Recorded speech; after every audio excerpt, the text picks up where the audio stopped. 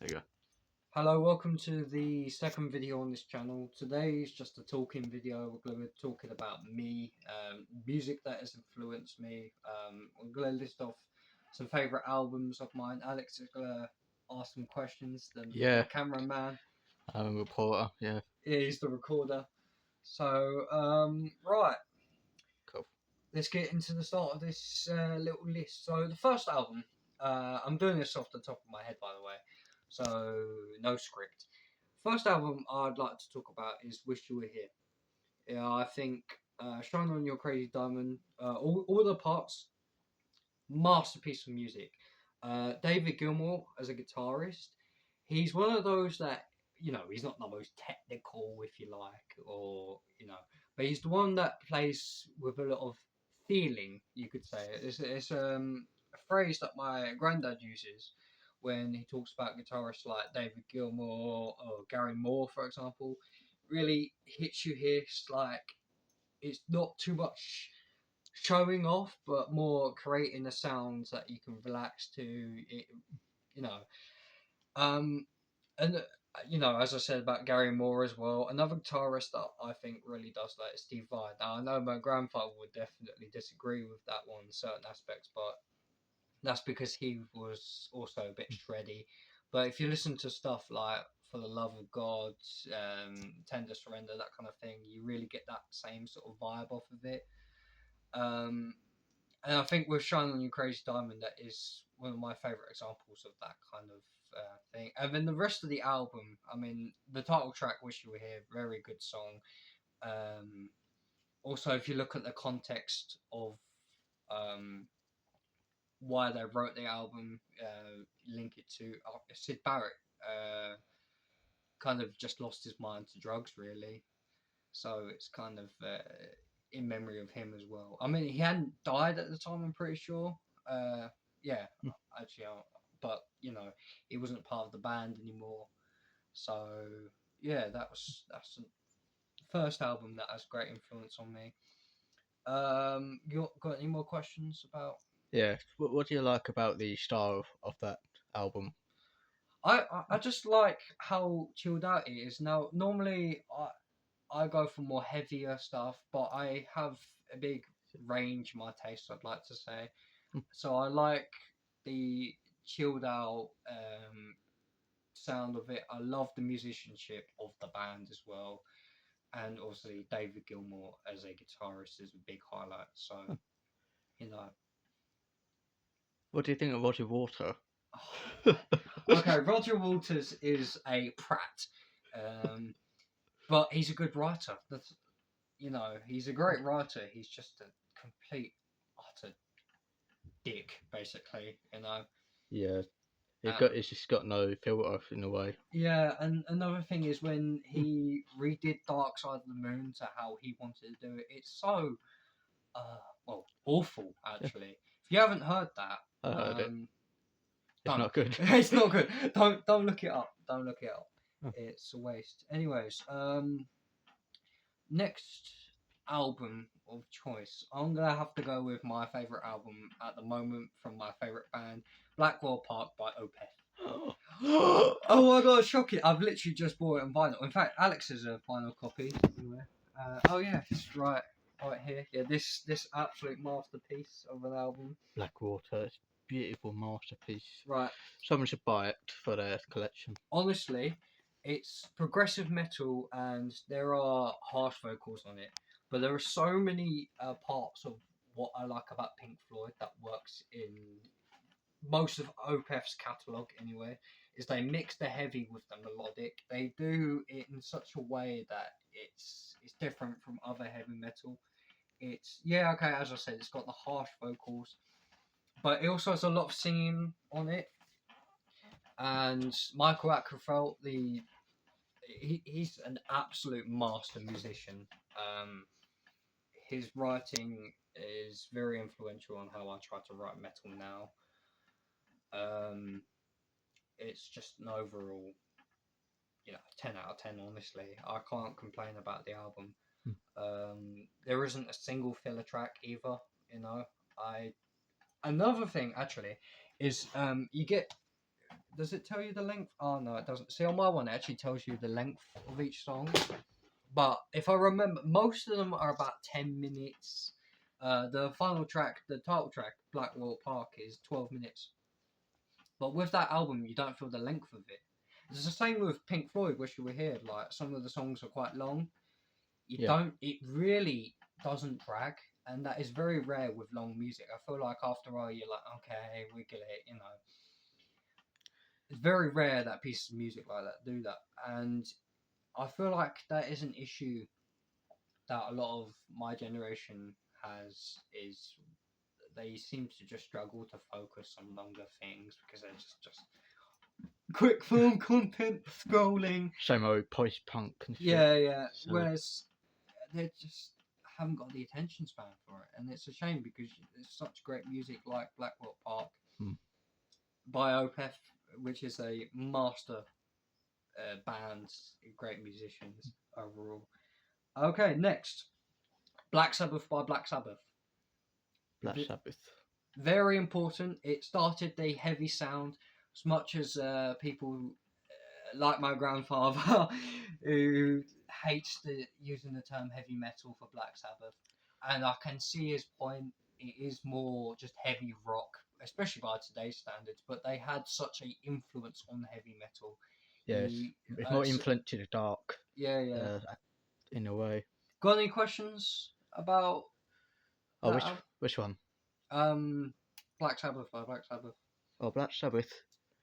Do you think it influenced quite a lot to the Doom band and the Doom other thing? thing? Yes, it's actually funny enough. Because that's my favourite genres. Yeah, Doom metal. It does because you listen to the band Pentagram, which is a complete Black Sabbath rip-off band as far as I'm concerned, and it's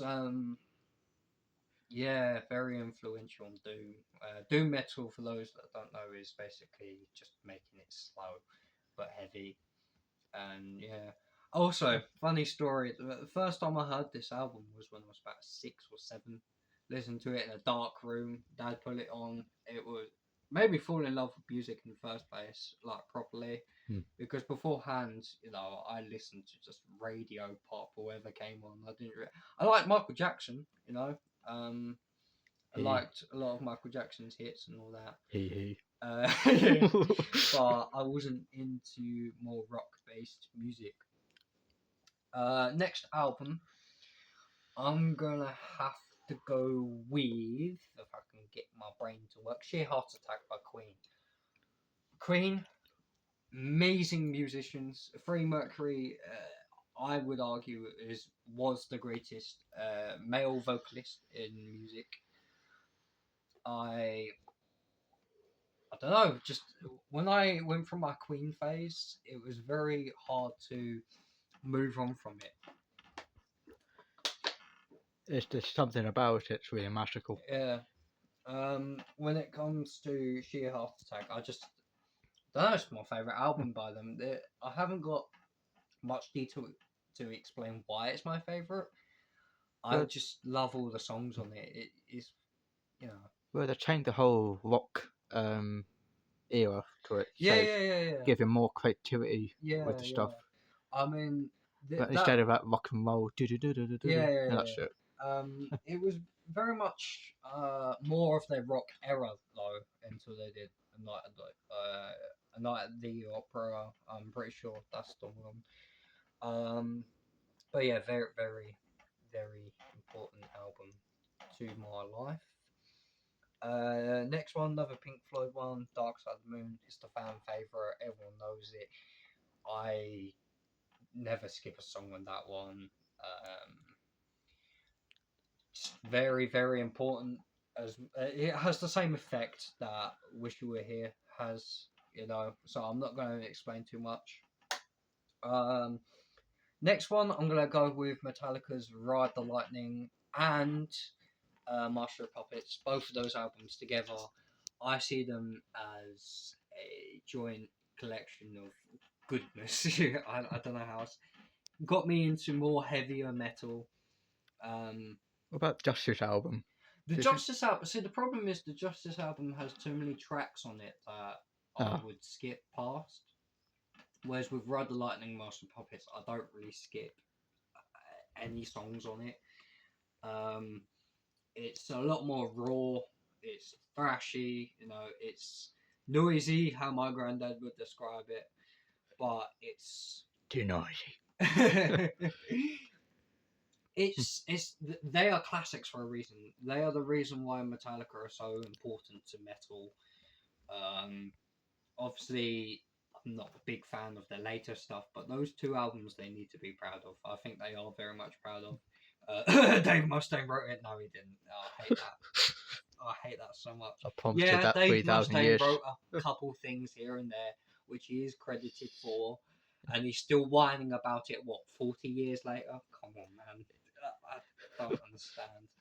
But those two albums, very, very important to my musical diet, if you like. I've never used musical diet before, I think. Musical diet? But, What the hell is musical diet? Oh, well, it's a phrase. Anyways, what's next on the list of things in my brain? Got any questions about those two albums? Oh, two album? Yeah, those two albums. Oh. We've considered that Ride the Lightning quite the darkest one. Kind of a Yeah. song like quite depressing about suicide. Oh yeah, The Fade to Black. That's Fade to very. Black, yeah. That is a masterpiece of a song, though. It's very depressing. But they went through a tough time, and yeah, that is very well written song as well. I love the acoustic intro on that. It's beautiful in a way. And the thing is, it's funny because when they had Kill 'Em All, and suddenly they had acoustic in Ride the Lightning, and everyone went, "Ooh!" It's ridiculous, honestly. Like they popularized adding more stuff to metal that isn't just you know what I mean? Straight up Ooga Booga. Ooga booga, Yeah. you know. And yeah, another thing is that's when Kirk Hammett could actually play guitar. We won't talk about Kirk Hammett nowadays. Tectonic scale. Oh, mate, honestly. And him doing what he did to the Greenie Moore guitar. Oh, that, yeah. Terrible, terrible. Right, another one. One that I've lately got into. Death.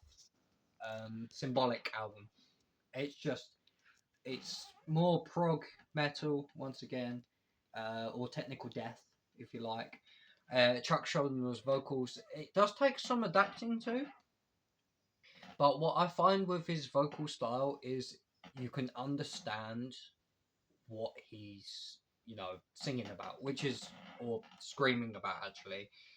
You can actually understand the lyrics, which is a very important part. It's almost like a lot of vocalists when they do they don't actually make it so the listener can understand the words that you're trying to bring across. Haven't Death invented death metal? I swear I think there are two bands. I forget what the other one is, but Death is the one that is credited for it. But Death is far from the extreme. Like when you listen to them, they are more just thrash metal with harsher vocals in a way and a bit more progressive. Yeah. They are nothing compared to like Cannibal Corpse level extreme. Nowhere near. Death has a lot more melody behind it as well. So yeah, very very good album. Probably gonna be my next vinyl purchase actually. Another album, Frank Zappa's Apostrophe. Beautiful album. Frank Zappa took comedy and music, meshed it into one, and Apostrophe is a great example of that. I think the song Stinkfoot, for example, is a real highlight track on that. It's just something you can smoke on. Smoke. Yeah. I can imagine a lot of people did back when that came out. Is this that in Middle 80s, that sort of stuff. Yeah, or maybe even sooner. I don't actually remember. Let me search up real quick. This is a very unedited video. When did that album come out? Where's your... Sorry. Oh, drum beat.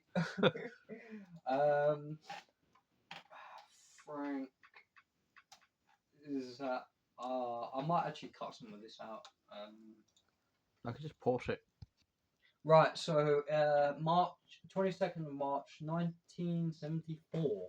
So as I was saying, you can imagine they probably did smoke, you know, and then listen to the album in their vans or whatever. But it is it's a beautiful album, very influential So on well, the artist Frank Zappa himself. He you was can find actually out more about him when you watch like documentary videos. yeah, They've got yeah, stuff like very that. very interesting. And also, you find out he was actually quite influential in a lot of metal, like the band System of a Down. Takes a lot of well, Serge Tankian I mean, a bit look specifically. like that. He takes a lot of inspiration from Frank Zappa, and it just goes to show. Also, Steve Vai played with Frank Zappa at one point. Mm. Um, there's actually a video about Steve Vai talking about the rehearsal and that. Very interesting. So yeah, Apostrophe, very very influential album on me. Very entertaining. So yeah, got any questions? Oh, let me think. Alex didn't have any Uh, questions for me. Oh, are you recording again? Yeah. yeah, I'm recording. Alright, so Alex didn't have any questions for me, so that's alright, no worries.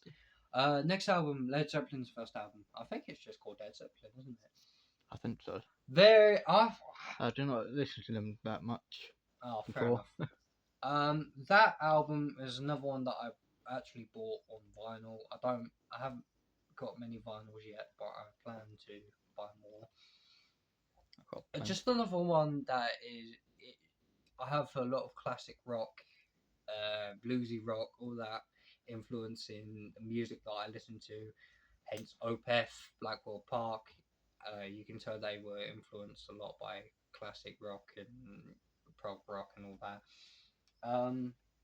I haven't got much to say about this album other than very good. Shame that they stole a lot of the riffs. A lot of it is just covers, actually, in a way. You could say the world's greatest cover band. They took songs, sorry, made it their own, and then claimed it as their own. So it's a little bit of a bummer when you listen to it and you think, oh, actually, this isn't even their song, really. It's still really good. Everyone calls them like the first metal band, No, even though it's absolutely, not. no, absolutely no. Not having that. Right, Led Zeppelin was not the first metal band. That's just a myth. Right, Black Sabbath was heavier than Led Zeppelin. You can make a better argument for Black Sabbath than Led Zeppelin, 100%. Yeah. But even then, that's I'm in two minds about that. Actually, it was like an interview I saw Ozzy say about the name heavy metal, and he said he'd like to strangle the git because he didn't like the name being used. My granddad says that the name wasn't even used at the time, which, yeah. So, yeah, Led Zeppelin's first album, very good. There isn't much I can really explain except from it's just classic, rock, hard rock, heavy rock, blues rock, whatever you want to call it. It's bluesy. Basically, just a comfort album. It's a very For good everyone. comfort album. Yes. Yeah. They do have a lot of genres actually under their belt. It depends on the song really.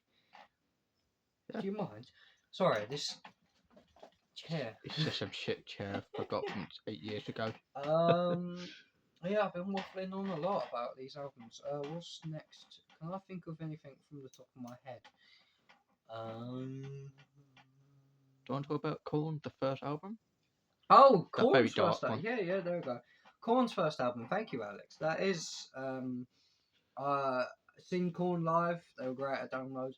It isn't as much of an influence on me, but it is a very good one to reference because it brought me to more of the experimental side of metal, new metal, which is a genre of metal that I'm not overly keen on now. But it is important because it brought me more to heavier stuff as well as Metallica's earlier stuff. Next, I haven't really got much to say, sorry, about Korn's album. It's very influential on the stuff that I listen to now, so it is important, and I do enjoy revisiting that from time to time. I have quite a strong message from that first album. Oh It's yeah. all about like, I think like molesting or abuse Oh stuff. yeah, that's kind of yeah. So the last song, "Daddy" by Korn, is We don't unfortunately discuss that on YouTube, yeah. so that you have to find out yourself. Yeah. Well, actually, no, I can discuss it because it is discussed on YouTube. If you don't know the story, basically, Jonathan Davis was unfortunately molested as a child, and he let that all out on the final track.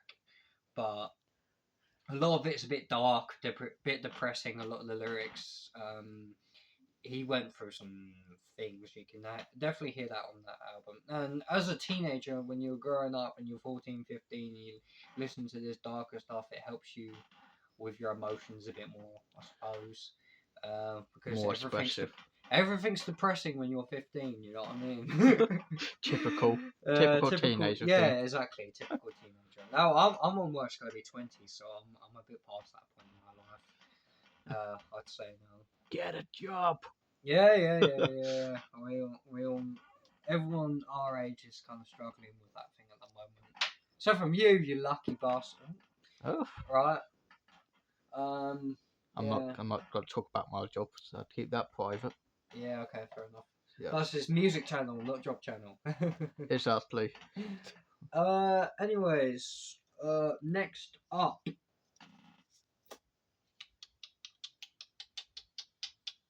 Editing. Nah. I'll think of something. Pantera, Cowboys from Hell, and Vulgar Display of Power, and Far Beyond Driven. All of those albums into one because I connect all of them. Very influential on what I listen to now. Still listen to those albums. I've got the 2 CDs, Vulgar Display of Power and Cowboys from Hell. It got me into heavier metal. Got me into Dimebag. Rest in peace, Dimebag. Love that guitarist. He's okay. Yes, he's a bit more of a non-melodic guitarist and all that, but he's very good at the metal riff, which is very important. He's got some crazy techniques. He Video. was, he took Van Halen's techniques and made them better. Yeah. And he does have some more melodic solos, in Floods. It does have a bit of squealing in it, but it's very, very nice. And then he's got some shreddy stuff which I've adapted to. I wasn't very big on shredding at first, and I'm still not. Like if it's just constant, I'm not interested. If That's it some mixes DMD it or up a shit. bit, That. if there's a bit of a balance between the shredding and the type thing, that is when it's nicely balanced out, and that's when it's just not just constant. Oh, look at me, I'm so good. Like, It's like John Petrucci from Dream Theater kept spamming the note. oh man, I like him, but all that song is a bit too much. Yeah, I like a lot of Dream Theater stuff. But yeah, sometimes it is a bit too just like. I don't like that Tuscany of Dream. That's the. Images and Worlds, just a good album, but it's not a top for me. Yeah. Right. Yeah. Oh, The Wall, Pink Floyd. Once again, Pink Floyd. I was obsessed with this album for a while. It's a very long one. I've got that on CD as well. There are a lot of filler tracks on it. If I were to rank it from the Pink Floyd albums, because of a lot of the filler, I'm gonna have to put it at the lowest. I'm gonna have to put "Wish You Were Here" above that. This fucking chair, honestly, and I can't keep still either. But yeah, I think that is the most part for like my favorite albums overall. Alex, I don't know what you're looking at, but I'm looking at my Pink Floyd somewhere. Oh right, okay. I got the original 70s one. Yeah. Very cool, very nice, very nice. I think that's about it album wise from me. Yep. Unless I think of something else, I would say some Jimi Hendrix stuff, but the problem is, Jimi Hendrix Experience, isn't that like a more of a greatest hits from Jimi Hendrix? I'm not sure. Are you experienced? What the Experience? Yeah. If it's not, then so. I would totally throw that in because I love Jimi Hendrix stuff. But I'm not sure if that is just different songs from different albums thrown into one. So I don't really like to count those. But if it's not, then perfect. I'm happy to throw that one in as well. But other than that,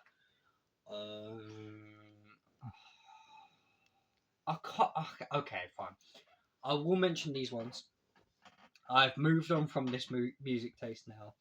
But at the time when everything was depressing at 14 and 15, I have to hand it to In Utero, Nevermind, then Bleach, Nirvana albums. Now I've moved on from Nirvana, very much so. But You're very obsessive for oh, that album. go away.